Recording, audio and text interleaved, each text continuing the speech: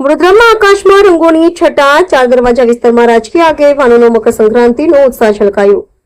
ઉત્તરાયણના પર્વે આજે વડોદરાનું આકાશ રંગબેરંગી પતંગોથી ઝળહળી ઉઠ્યું હતું. હવામાં થોડી અછત હોવા છતાં શહેરના ચાર દરવાજા વિસ્તારમાં મકર સંક્રાંતિનો ઉત્સાહ કોઈ રીતે ઓછો જોવા મળ્યો ન હતો. રાજકીય અગ્રણીઓ, કાર્યકર્તાઓ અને નગરજનો સાથે મળીને પરંપરાગત પર્વને ઉત્સાહપૂર્વક ઉજવતા નજરે પડ્યા. મકર સંક્રાંતિના પાવન પર્વ નિમિત્તે વડોદરાના ચાર દરવાજા વિસ્તારમાં ઉત્સાહ અને ઉલ્લાસનો માહોલ સર્જાયો હતો. શહેરના આકાશમાં રંગબેરંગી પતંગો ચગતા જોવા મળ્યા હતા.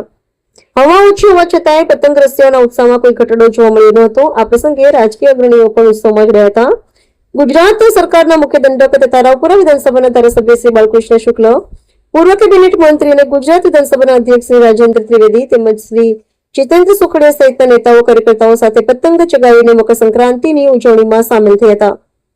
નેતાઓએ પતંગ ચગાવી પરંપરાગત તહેવારની ખુશી નગરજનો સાથે વહેંચી હતી અને સૌને મકર સંક્રાંતિની શુભેચ્છાઓ પાઠવી હતી. સમગ્ર વિસ્તારમાં લોક સંસ્કૃતિ, પરંપરા અને એકતાનો સુંદર નજારો જોવા મળ્યો હતો. બાળકો, યુવાન અને વૃદ્ધો સૌ કોઈ ઉત્સવના આનંદમાં જોડાયેલા નજરે પડ્યા હતા. ચાર દરવાજા વિસ્તારમાં થયેલી ઉજવણીમાં પતંગોત્સવ સાથે સાથે લોક સંસ્કૃતિનું જીવંત દર્શન થયું હતું, જે વડોદરાની સાંસ્કૃતિક ઓળખને વધુ ઉજાગર કરે છે.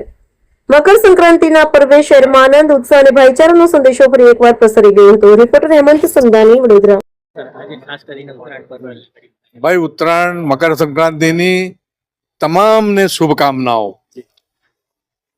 આ દેશની સંસ્કૃતિ, આ દેશના સંસ્કાર, આ દેશના તહેવાર અને એની ઉજવણી અદ્ભુત છે.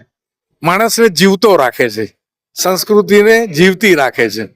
અને મકર સંક્રાંતિ એ અદ્ભુત કાર્યક્રમ થાય છે, લોકો ઉત્સાહથી ઉજવે છે. મારી શુભકામના છે સૌને. હું તો એટલું જાણું, રાજકીય વ્યક્તિ છું.